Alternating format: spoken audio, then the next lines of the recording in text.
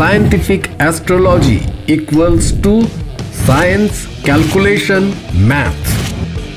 আমাদের জীবনে বিফলতার কারণ কি? কোন কোন গ্রহ প্রতিবন্ধকতা সৃষ্টি করছে আমাদের জীবনে? এই ক্যালকুলেটিভ অ্যাস্ট্রোলজি নিয়েই জীবনের নতুন সফলতার খোঁজ দিতে আসছে একেবারে বিজ্ঞানসম্মত অনুষ্ঠান দ্য ক্যালকুলেটিভ অ্যাস্ট্রোলজি। সঙ্গে থাকছেন স্যার সুমন্ত জি চৌধুরী। নমস্কার, the power of astrology Sumanta ji Chowdhury আমার এই ইউটিউব চ্যানেলে আপনাদের সবাইকে স্বাগত। আমি আজ আবার একটি নতুন অনলাইন প্রেডিকশন নিয়ে আপনাদের সামনে উপস্থিত। পূর্ব মেদিনীপুর থেকে একজন জাতকের আমি অনলাইন প্রেডিকশন করব। তার date of birth, time of birth, place of birth বিন্দুমাত্র জানা নেই, তাই জন্য কালপুরুষ ছকের মধ্যে দিয়ে অর্থাৎ চোখের কর্নিয়া দ্বারা আমি ছক ক্রিয়েট করেছি এবং আমি সেই ছকের মধ্যে দিয়ে প্রেডিকশনটি করব। এই প্রেডিকশনটির সূচনাতেই জানিয়ে রাখি যে আমার চেম্বারে যারা যারা আসবেন, যদি হাতের মধ্যে জেমস্টোন পরা থাকে তাহলে কখনোই কিন্তু আসবেন না। কেননা আমি বারবার ধরে বলেছি, আমি ভালোর ঠিক যতটা ভালো, খারাপের কিন্তু তার চাইতে ডবল খারাপ হয়ে যেতে পারি। আমার নীতির বিরুদ্ধে, আমার নিয়মের বিরুদ্ধে, আমার আদর্শের বিরুদ্ধে কেউ যদি যায় এবং যদি আমার মাথাটা গরম হয়ে যায়, তাহলে কাকে আমি কি বলবো নিজেও জানি না। কিন্তু যখন আমি ভালো থাকি, আমার মতন, আমার মতের অনুকূলে যখন আপনি থাকবেন, আমার মনের, আমার আদর্শের অনুকূলে যখন আপনি থাকবেন, তখন আপনি নিজেই বুঝতে পারবেন আমার মতন ভালো মানুষ এই পৃথিবীতে আর দুটি পাবেন না। কেবলমাত্র আদর্শচ্যুত হয়ে যাবেন না। আমার চেম্বারে আসতে গেলে জেমস্টোনকে যারা বিশ্বাস করেন, জেমস্টোনকে যারা রেমিডি বলে মনে করেন, কি ঠিক কি বেঠিক এই সমস্ত জানারই আমার দরকার নেই। হাতের মধ্যে স্টোন পরে আমি চেম্বারে এলাম, এবার স্পেসিফিক ভাবে আমার চেম্বারে ঢোকার আগে আমি ওইগুলোকে, পাথরগুলো খুলে রাখলাম, পকেটের মধ্যে রেখে আমি চেম্বারে ঢুকলাম। একদম পিওর অভিশাপ দেব, একদম বরবাদ করে দেব, একদম চ্যালেঞ্জ রইল, শুধু করে দেখবেন, ধূলিসাৎ করে দেব। তাই জন্য যদি আপনি জেমস্টোনকে বিশ্বাস করেন, করুন, আমি তো বারণ করছি না। আপনার নিজের মনে হচ্ছে আমি জেমস্টোনকে বিশ্বাস করব, করুন। তাহলে আমার চেম্বারে আপনি আসবেন না। আমার চেম্বারে যখন আসতে হবে তখন কিন্তু জেমস্টোন হাতে যেন পরা না থাকে। আর জেমস্টোনকে যারা রেমিডি বলে বিশ্বাস করেন তারা আসবেন না। এটা আমার নিয়ম। ঠিক ভুল, ভালো মন্দ পুরোটাই আপনাদের উপর নির্ভর করছে, কিন্তু এটা আমার নিয়ম। আমার কাছে এলে আমার নিয়মটা কিন্তু মেনে চলতে হবে। এটা কিন্তু বারবার ধরে বললাম। আজকে যার প্রেডিকশনটি করব, অনলাইনের প্রেডিকশন, এবং তার date of birth, time of birth, place of birth কিছুই নেই। প্রথমেই কালপুরুষ ছকটি বলিনি। আপনারা এতদিনে সবাই জানেন যে কালপুরুষ ছক আর কালপুরুষ ছক দুটো কিন্তু আলাদা। আমার যখন date of birth, time of birth, place of birth জানা নেই, তখন হাত দেখা দ্বারা কখনো কিন্তু প্রেডিকশন করা সম্ভব নয়। সংখ্যাতত্ত্ব, পার্ট অফ অ্যাস্ট্রোলজি, অ্যাস্ট্রোলজিক্যাল যে ক্যালকুলেশন, যে ভাইব্রেশন, পার্সেন্টেজ, সেক্ষেত্রে সংখ্যাতত্ত্বকে ব্যবহার করা হয় 5%, 10% বা 15%। আর হোরা পদ্ধতি কখনোই কিন্তু কোনো অ্যাস্ট্রোলজির পর্যায়ে পড়ে না। হ্যাঁ, হোরা পদ্ধতি, হাত দেখা, এগুলো পড়ে না। যেমন যোগ্য, এগুলো কখনো একদম মানে কি বলবো, অবিশ্বাস্য, অনৈতিক এবং সায়েন্টিফিক, সায়েন্স বহির্ভূত, যার কোনো রকমের কোনো লজিক নেই। এগুলোকে আমি বিন্দুমাত্র বিশ্বাস করি না। যারা বিশ্বাস করেন তারা আমার কাছে আসবেন না। প্রথমে আমি ছকটি বলে নিই। কালপুরুষ ছক বেসড অন স্পট ইমপ্লিমেন্টেশন ছক, আজকের দিনের গোচরগত ট্রানজিটগত অবস্থান।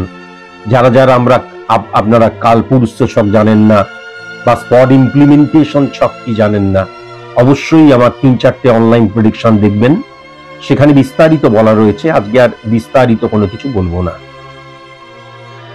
আমি যদি ছকটি লক্ষ্য করি তাহলে কিন্তু মকর লগ্ন এবং মকর রাশি, 1 নাম্বার ঘরে চন্দ্র, মকরের ঘরে চন্দ্র, কুম্ভের ঘরে কোনো গ্রহ নেই, মীন রাশিতে কিন্তু কোনো গ্রহ নেই।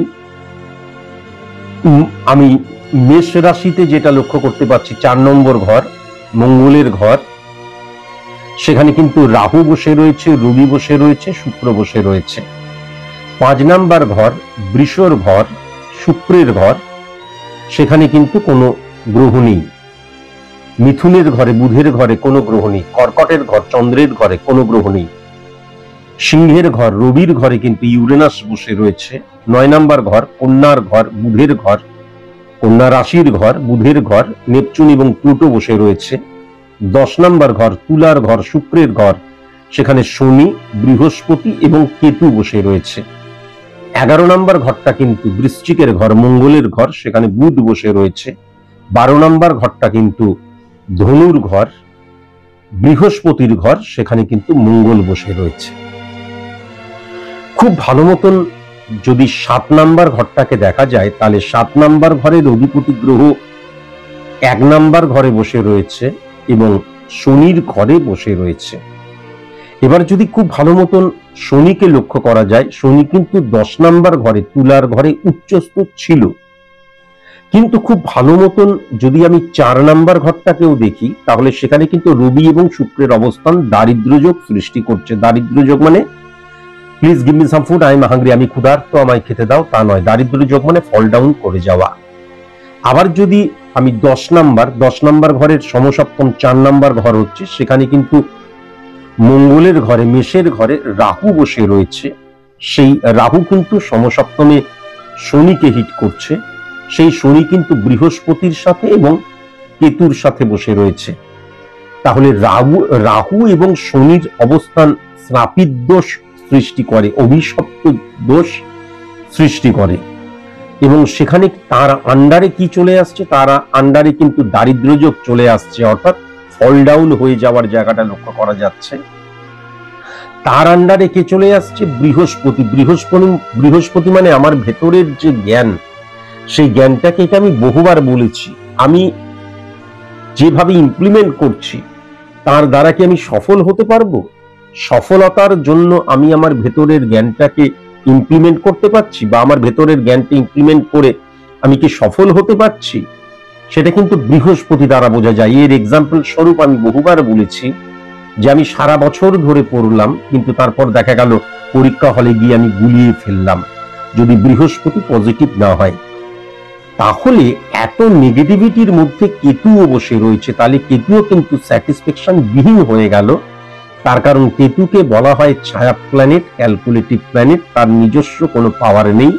যেই ঘরে বসে আছে সেই ঘরের অধিপতি গ্রহ বা ফিজিক্যালি যে গ্রহগুলি বসে রয়েছে তারা যদি পাওয়ারফুল হয় তাহলে কেতু কিন্তু পাওয়ারফুল হয়ে যায়। তাহলে এক্ষেত্রে কিন্তু কেতু নেগেটিভ হয়ে গেল, তার কারণ রাহু এবং শনির যে শ্রাপিত সৃষ্টি হচ্ছে তার মধ্যে কিন্তু কেতুও চলে এলো। তাহলে ক্যালকুলেশনটা কার করছিলাম, 7 নাম্বার ঘরের অধিপতি গ্রহ চন্দ্র, তার ক্যালকুলেশন করছিলাম।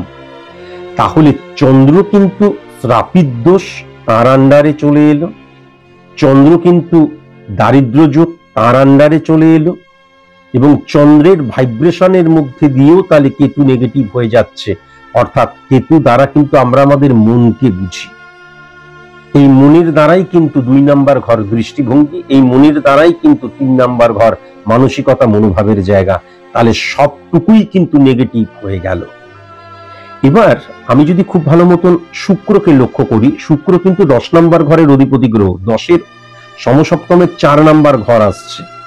তাহলে 4 নাম্বার ঘর শুক্র বসে রয়েছে, 5 নাম্বার ঘরের অধিপতি গ্রহ 10 নাম্বার তুলা এবং 5 নাম্বার বৃষর অধিপতি গ্রহর কিন্তু অধিপতি গ্রহ হচ্ছে শুক্র। সে কিন্তু কোথায় বসে রয়েছে, সে কিন্তু মেষের ঘরে বসে আছে রবি এবং রাহু কানেকশন ক্রিয়েট করে, এবং সেখানে দারিদ্র্য যোগ সৃষ্টি করেছে এবং শ্রাপিত দোষের আন্ডারে কিন্তু চলে এসছে।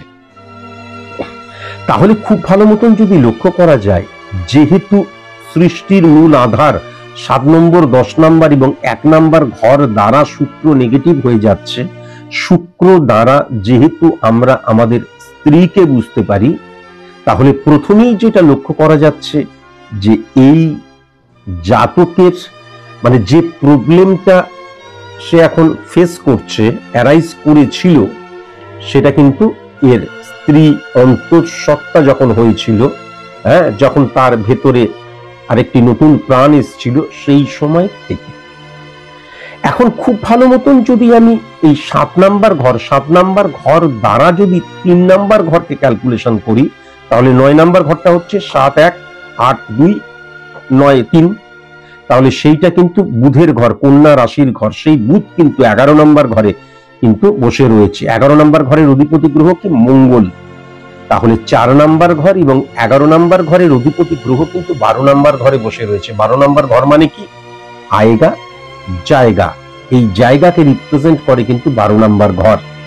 আমাদের জীবনের ব্যয় শুধুমাত্র অর্থনৈতিক নয়, যে কোনো জিনিস, আমাদের যে 12টি ভাব, 11টি ভাব আর কি, 11টি ভাব যা কিছু আমাদের উপলব্ধ করায়, যা কিছু আমাদের প্রাপ্তির জায়গায় নিয়ে যায়, পাওয়ায়, সেগুলো কি আমরা ধরে রাখতে পারবো না, ব্যয় হয়ে যাবে, সেটা কিন্তু 12 নম্বর ঘর দ্বারা বোঝা যায়।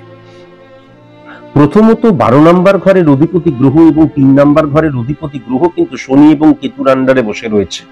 তাহলে আগেই বললাম মানসিকতা, মনোভাবের জায়গা কিন্তু 3 নম্বর ঘর দ্বারা বোঝা যায়।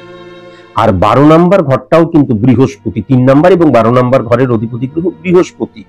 তাহলে নেগেটিভ সিচুয়েশন ক্রিয়েট হয়ে গেল, কিন্তু এর দ্বারা আমরা শালা বা শালীকেও বুঝি। কেন না, থার্ড হাউস দ্বারা, আমি থার্ড হাউস মানে কার? স্ত্রীর জায়গা থেকে যখন ক্যালকুলেশন করছি, তার মানে তার কিন্তু ভাই বা বোনকে বোঝায়। এক্ষেত্রে পরিষ্কার বোঝা যাচ্ছে, কেননা যেহেতু বুধ 6-9 কানেকশন চন্দ্র এবং শুক্রের যে ইম্প্যাক্ট ক্রিয়েট হচ্ছে, তার মানে তার বোন, তার মানে এই জাতকের শালিকা। তখন কিন্তু তার দিদি যেহেতু অন্তঃসত্ত্বা, এবার বাড়ির কাজকর্ম করতে হবে, সবকিছু করতে হবে। এক্ষেত্রে জানিয়ে রাখি, এই ছকটির আমি যদি 10 নম্বর ঘরটি খুব ভালো মতন দেখি, তাহলে বৃহস্পতি এবং শুক্রের অবস্থান, কেননা তুলার ঘরে বৃহস্পতি বসে রয়েছে এবং বৃহস্পতি সমসপ্তমে কিন্তু শুক্রকেই হিট করছে, সেখানে আবার রবি বসে রয়েছে। তাহলে খাদ্য রিলেটেড কোনো কাজ কিন্তু এই জাতকটি করে, ডেফিনিট ভাবে বলে দেওয়া যায়।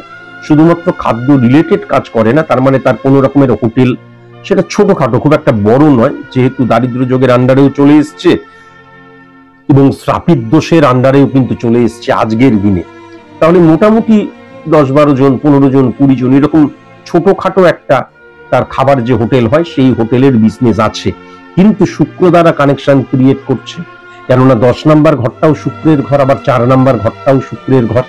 তাহলে ডেফিনিট ভাবে কিন্তু সেই যে খাবার হোটেলটা রয়েছে, ভাতের হোটেল রয়েছে, বা তার সাথে ভাতের হোটেল তো আছেই, তার সাথে হয়তো সকালবেলায় ওই লুচি, পরোটা, কচুরিও তৈরি হতে পারে, আরো অনেক কিছুই তৈরি হতে পারে, কিন্তু এই হোটেলটা তার স্ত্রীর নামে, এটা ডেফিনিট ভাবে বলে দেওয়া যায়। স্ত্রীর হোটেল, সেখানে কিন্তু সে বিজনেস করছে, স্ত্রী এবং সে বিজনেস করত।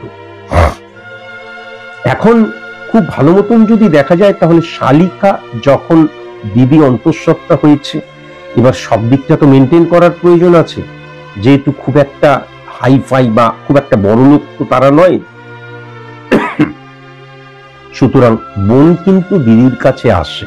আমি আবার বলছি, এই ছকটি দ্বারা আমি আরো অনেক কিছু বলতে পারি, কিন্তু যেহেতু সেন্সর বোর্ড পাস করবে না, কাঁচি দিয়ে কেটে দেবে, তাই জন্যই আমি রেখে ঢেকেই বলছি।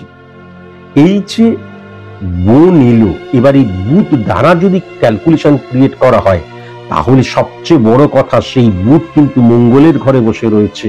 সেই মঙ্গল কোথায়? বৃহস্পতির ঘরে বসে রয়েছে, 12 নম্বর ঘরে। তাহলে যখন শালিকা এলো, শালিকার সাথে আগে কোনো ইনফ্যাচুয়েশন বা কোনো একটা সংযোগ থাকলেও, এই সময়টাই কিন্তু, যেহেতু দিদি অন্তঃসত্ত্বা, সবটুকু দেখতে পারতো না, এর সুযোগ নিয়ে কিন্তু জামাইবাবু এবং শালিকা মানে জাতিকাটির, আমার মায়ের কিন্তু যে বোন, সে কিন্তু অবৈধ প্রেমে লিপ্ত হলো। অবৈধ প্রেম কেন? বৃহস্পতি এবং মঙ্গল 12 নম্বর ঘরের অধিপতি গ্রহ, মানে 12 নম্বর ঘরে বৃহস্পতি বসে রয়েছে, 12 নম্বর ঘরে মঙ্গলও বসে রয়েছে। 12 নম্বর ঘরের অধিপতি গ্রহ হচ্ছে বৃহস্পতি, সে 10 নম্বর ঘরে শুক্রের ঘরে বসে রয়েছে। তার মানে কিন্তু যে দিদির বরের সাথে কিন্তু এই মানে তার মানে বরের শালিকার একটা অবৈধ প্রেম শুরু হলো।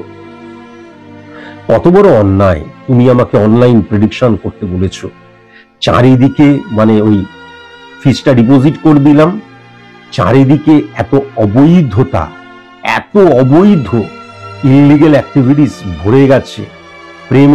প্রেমের নাম করে কামনা, ঋতু দ্বারা তাড়িত প্রভাবিত হওয়া। আমি যে প্রেডিকশন করতে দিয়েছি সেই জাতকটিকেই বলবো, তুমি তো তোমার স্ত্রীর সাথে শারীরিক সঙ্গম করেছিলে বলেই সন্তান এসেছিল। তার মানে তুমি তো শারীরিক সঙ্গম বা যৌন তৃপ্তির জায়গাটা তোমার ছিল। তারপরেও আমি একদম গাছেরও খাবো, ডগারও খাবো, বাঁ পাশের ডান পাশের সমস্ত কিছু পাইলেই খেতে আরম্ভ করবো, এই মানসিকতা। তোমাকে যদি 100টা জুতো মারা হয়, সেই জুতো মারাটাও কি কম করা হবে? এবার কি হয়ে গেল? তীব্রতা। তার কারণ মানসিকতা, মনোভাবের জায়গাটায় তো চলে এলো। কারণ 12 নম্বর ঘরে বৃহস্পতির ঘরে মঙ্গল, এবং সেই বৃহস্পতি 3 নম্বর ঘরে, মানসিকতা মনোভাবের মধ্যে চলে এলো। শালিকাকে একদম শালিকা আমার মানে সকাল থেকে রাত পর্যন্ত শালিকা আস্তে আস্তে, এবং শালিকাও তাই। আমি যদি মনে করি যে কোনো নোংরামি করবো না, অসভ্যতা আমি করবো না, তাহলে কারোর বাবার ক্ষমতা আছে নোংরামি করাবে? শালিকারও তো দোষ। শালিকাও কিন্তু সেটাকে প্রশ্রয় দিল, এবং যেহেতু বারবার ধরে কিন্তু আমি বলছি যৌন তাড়িত হওয়া, কেননা সবকিছুর মধ্যে শুক্র এবং আমি বারবার ধরে বলেছি শুক্র এবং মঙ্গলের অবস্থান সবসময় অবস্ট্রাক্ট ক্রিয়েট করে আর অবৈধতা ক্রিয়েট করে। তাহলে সুন্দর যে সাংসারিক জীবনটা চলছিল সেটা অবস্ট্রাক্ট ক্রিয়েট করলো, প্রতিবন্ধকতা সৃষ্টি হলো, এবং সেখানে কিন্তু কি হয়ে গেল? অবৈধতা গ্রাস করে নিল। এবং তার ফলে কিন্তু যেটা লক্ষ্য করা যাচ্ছে, খুব ভালো মতন যদি বৃহস্পতি এবং মঙ্গলের অবস্থান লক্ষ্য করা যায়, তাহলে চন্দ্র যে শনির ঘরে, সেই শনি কিন্তু বৃহস্পতির সাথে যুক্ত। আবার সেই শনি বৃহস্পতি কিন্তু আবার শুক্রের ঘরে বসে রয়েছে। আবার শনি বৃহস্পতি যার ঘরে বসে রয়েছে, সেই অধিপতি গ্রহকে আবার সমসপ্তমে হিট করছে। সেখানে কিন্তু আবার রাহু বসে রয়েছে। শ্রাপিত দোষ মানে, আমি বারবার ধরে বলেছি, গ্রহের নেগেটিভ ইনফ্লুয়েন্স এমনি এমনি হয় না। পৃথিবীতে যা কিছু হয় তার পেছনে কিন্তু কর্ম রয়েছে। আমি ভালো করি, খারাপ করি, মানে যা কিছু করছি, অসৎ, পবিত্র, সৎ, যা কিছু করছি সমস্ত কিছু কর্মের মধ্যে দিয়ে হচ্ছে। তাহলে এমন প্রেমজ সম্পর্কের জায়গাটা সৃষ্টি হলো যে পরবর্তীকালে কিন্তু মানে এটা তো কি, হয়তো সে প্রেগনেন্সির 1-1.5 মাস পরে এসেছিল, আমি ধরেও নিলাম তৎক্ষণাৎ এলো। তার মানে এই যে 7-8 মাস, 9 মাস, 10 মাসের মধ্যে তোমাদের এমন একটা সিচুয়েশন ক্রিয়েট হলো যে শালিকা এবং জামাইবাবু দুজনকে ছেড়ে থাকতে পারবে না, এবং ভালোবাসার নামে অবাধ যৌন মিলন শুরু হয়ে গেল। লজ্জা লজ্জা লজ্জা লজ্জা, ঘেন্না, লজ্জা, এবং এই যে অসৎ, অপবিত্র, ইল্লিগেল অ্যাক্টিভিটিস, ভালোবাসাকে কলঙ্কিত করা, সেটা পরিষ্কার লক্ষ্য করা যাচ্ছে। সবচেয়ে বড় কথা যেটা, শুধু তাই নয়, কিন্তু এই তোমার স্ত্রী, তোমারই সন্তান প্রসব করার আগেই কিন্তু কাউকে না জানিয়ে, কেননা এটা তো একদম ক্লিন কাট কথা, কেননা শনি এবং বৃহস্পতির অবস্থান, এবং যদি খুব ভালো মতন লক্ষ্য করা যায় তাহলে কিন্তু রবি এবং শুক্র এবং মঙ্গলের অবস্থান, মঙ্গল 12 নম্বর ঘরে, তার মানে হচ্ছে ধর্মের কোন স্থানে। তাহলে সুতরাং মেলাতে হয়। সুতরাং ঈশ্বর ভিত্তিক কোন মন্দিরে গিয়ে তোমরা, কেননা তোমরা মসজিদে বা গির্জাতে যাবে না, এটা তো পরিষ্কার। তাহলে কোন মন্দিরে গিয়ে কিন্তু তোমরা কি করলে? শালিকাকে সিঁদুর পরিয়ে দিলে। রেজিস্ট্রি তো করতে পারবে না। যদিও আমাদের যে এই তোমার মানে এই শালিকার যে দিদি, মানে তোমার যে স্ত্রী, তাকেও রেজিস্ট্রি করেছো বলে আমার মনে হয় না। কেননা বিবাহের ক্ষেত্রে কিন্তু ওই সমস্ত অতটা শিক্ষিতও আমি তোমাদের লক্ষ্য করতে পারছি না, বা অতটা সচেতন আমি লক্ষ্য করতে পারছি না। কিন্তু শালিকাকে তুমি শিডিউল পরিয়ে দিলে। Crime does not pay. তুমি ভেবেছিলে তুমি একবারে, মানে তখন এতটাই ইনফ্যাচুয়েশন, কেননা বারবার ধরে বলেছি রাহু যখন উচ্চস্থ থাকে রবির সাথে বসে আছে, রাহু মানে হচ্ছে ইনফ্যাচুয়েশন, আবেগ। হ্যাঁ, আমি সম্পূর্ণ একটা অন্য লেভেলে ঘোরাফেরা করছি যার মধ্যে কোনো যুক্তি নেই, সেই জায়গাটাও কিন্তু লক্ষ্য করা যাচ্ছে। এবং তুমি একটিবারের জন্য ভাবলে না যে ক্রাইম ডাজ নট পে। তুমি যার মাথায় সিঁদুর পরিয়ে দিলে এবং যে মানে অবলীলায় নিজের স্মৃতিতে সিঁদুর পরিয়ে দিতে মানে কোন রকমের মানে অসম্মতি তো করেনি, তার সম্মতি নিয়েই তুমি কাজ করেছো। এর ফল যেটা লক্ষ্য করা যাচ্ছে, কেননা কোনো কিছুই কিন্তু তুমি লুকিয়ে রাখতে পারবে না, বিশেষ করে ঘরের কেচ্ছা তুমি কখনো লুকিয়ে রাখতে পারবে না। সুতরাং জেনে গেল। এবং আমি যদি গৃহের জায়গা দেখি 4 নাম্বার ঘর, সেখানে তো রবি শুক্র পরিষ্কার ব্যাপার। এবং 5 নাম্বার ঘরটাও দেখি, তাহলে শুক্রের ঘর, শুক্র দ্বারা স্ত্রীকে জানা যায়। তার মানে তোমার যে সফলতা, তোমার যে বাড়ি, তোমার যে বিজনেস, যতটুকু করে খাচ্ছ সবকিছু কিন্তু তার পেছনে অংশীদার যিনি, তিনি হচ্ছে তোমার স্ত্রী। বুঝতে পেরেছো? তুমি হয়তো সেকেন্ড নাম বা তুমি হয়তো নমিনি হিসাবে ছিলে, কিন্তু মূল নামটা তোমার স্ত্রীর নাম ছিল, স্ত্রীর বুদ্ধিও ছিল, স্ত্রী সবকিছু ছিল, এটাও বোঝা যাচ্ছে। এরপর কি হলো? তোমার স্ত্রী তো জানতে পারলো, ক্যালকুলেশন নয়, তুমি গল্পের ছলে শোনো। এরপর কিন্তু যেটা হলো সেটা তোমার স্ত্রী জানতে পারলো। তুমি একটিবার চিন্তা করেছো, সদ্যজাত সন্তান কোলে নিয়ে সে জানতে পারছে যে সে অন্তঃসত্ত্বা হয়েছে তাকে সাহায্য করার জন্য, তাঁরই বোন তাঁরই সংসারে এসে ইল্লিগেল অ্যাক্টিভিটিস, শুধু ইল্লিগেল অ্যাক্টিভিটিস নয়, অবৈধ সম্পর্কে জড়িয়ে পড়ল। এবং অবৈধ সম্পর্কে জড়িয়ে পড়ে যার জন্য সন্তানটি শরীরে ধারণ করছে তোমার স্ত্রী, সে তাকে সিঁদুর পর্যন্ত পরিয়ে দিল, কোনো আগে পিছনে বাম পাশে ডান পাশে কোনো কিছু চিন্তা করলো না। বাহ, অপূর্ব অপূর্ব। এখন বলবে আমরা তো অশিক্ষিত, গ্রামে থাকলেই অশিক্ষিত। আমার শিশু, আমার কৈশোর, মানে আমি যদিও মফস্বলে থাকতাম, আর তখনকার দিনে মফস্বল মানেও কিন্তু গ্রামের মতন, গ্রামের মানুষ অশিক্ষিত হয়, গ্রামের মানুষ শহরের চাইতে বেশি মানসিকভাবে শিক্ষিত হয়।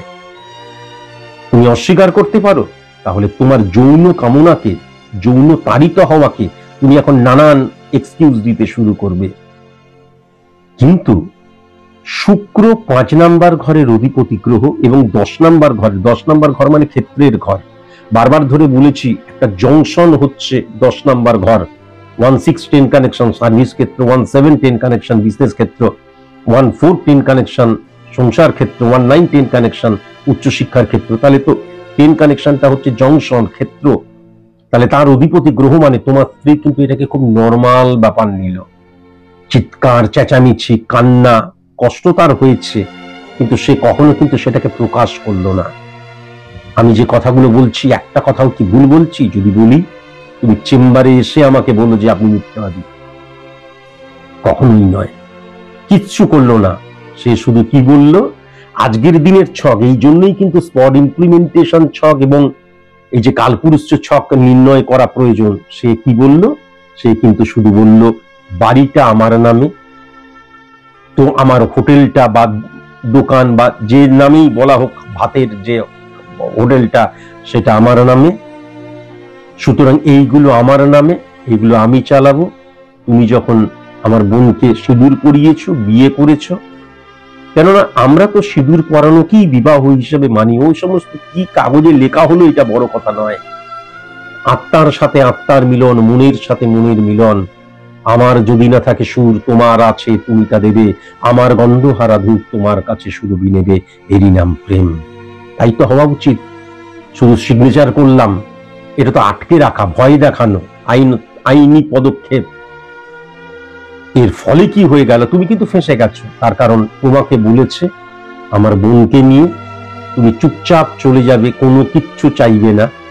বাড়িটা আমার, যতটুকুই বাড়ি হোক, দোকানটা বা হোটেলটা আমার, সেটাও আমার। তাই তো? এবার পরবর্তীকালে তুমি আমাকে যেটা বলেছো, পুরো গল্পটা তুমি আমাকে বলনি বাবা, পুরো আমি যেটা দেখতে পাচ্ছি, তুমি আজকে তোমার ফার্স্ট প্রশ্ন, স্যার এখন আমার এমন অবস্থান, রাস্তায় এসে দাঁড়িয়েছি।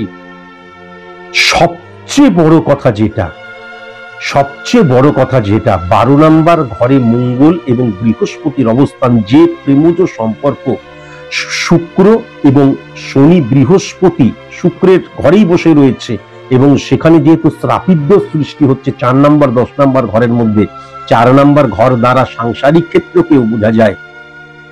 শালিকাকে যাকে তুমি সিঁদুর পরিয়েছ সেও কিন্তু মা হতে চলেছে। সেটা 3 মাস 2 মাস যখনই হোক, যখনই শুনেছো মা হতে চলেছে, এবার তোমার আকাশ ভেঙে পড়েছে। তোমার স্ত্রী মেনে নেবে? এটা কোনো মহিলা মেনে নেয়? তুমি আমাকে বোঝাও তো, 140 কোটি 42 কোটি মানুষের একটি মেয়েও বলবে যে হ্যাঁ আমি মেনে নিলাম? কখনো মেনে নেবে না।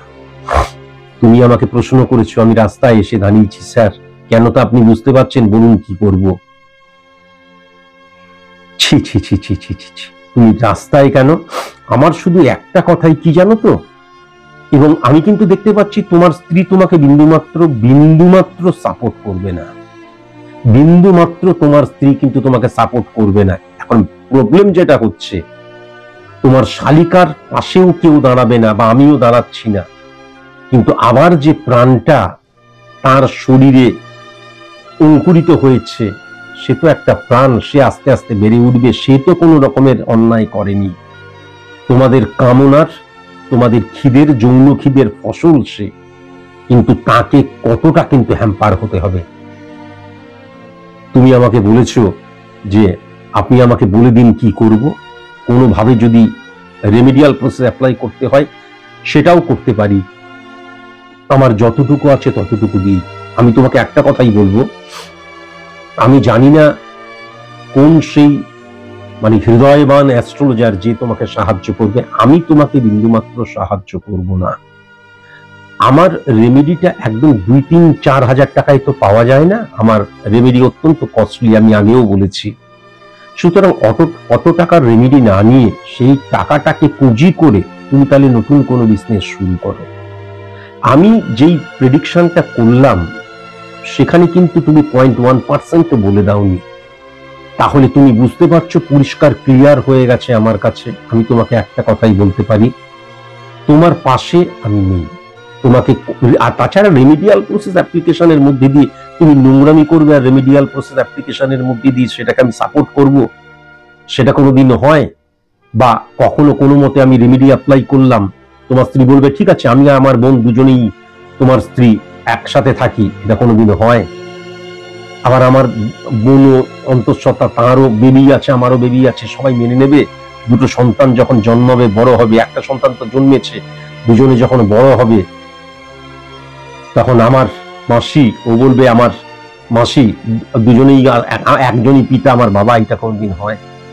এই যে জট, এই যে একটা নেগেটিভ সিচুয়েশন, এখান থেকে আমি কোনো মতেই তোমাকে কোনো মতেই আমি রক্ষা করতে পারবো না, কোন রকমের সাহায্যও করতে পারবো না। তুমি যেখানে থাকো তার আশেপাশে আমার অনেক বড় বড় বিজনেসম্যান রয়েছে, আমি একটিবার যদি বলে দিই যে ওকে কোনো কাজে নিয়ে নে, ডেফিনিট ভাবে নিয়ে নিত, কিন্তু জীবনে বলবো না, বলার আগে আমার যেন মৃত্যু হয়।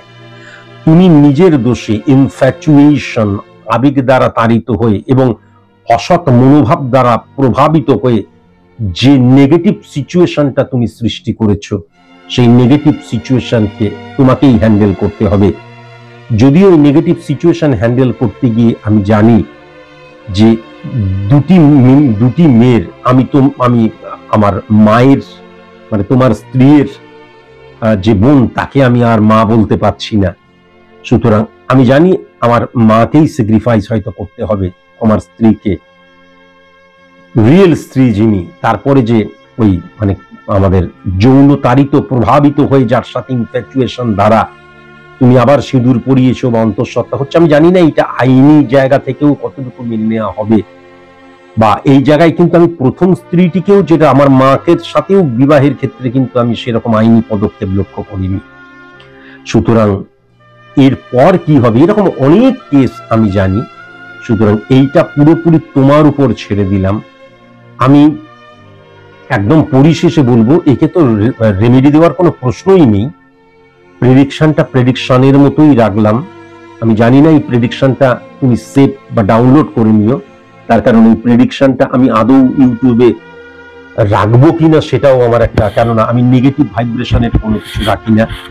শুধু একটা কথাই বলবো, আমি কোনো নোংরামি করেছি, আমার এখনো মনে আছে প্রচুর এরকম আগে আসতো, ইদানিং আর আমার চেম্বারে বা অনলাইন প্রেডিকশন তো এরকম হয় না, আপনারা জানেন। কোনো নোংরামি করেছি, সেই নোংরামি থেকে এবার আমি বেরোতে চাই, সেটা আলাদা। তুমি তো নোংরামিতে আরো জড়িয়ে পড়ছো, আরো জড়িয়ে পড়েছো, এবং ভবিষ্যতেও জড়িয়ে পড়বে, সেটা আমি লক্ষ্য করতে পারছি।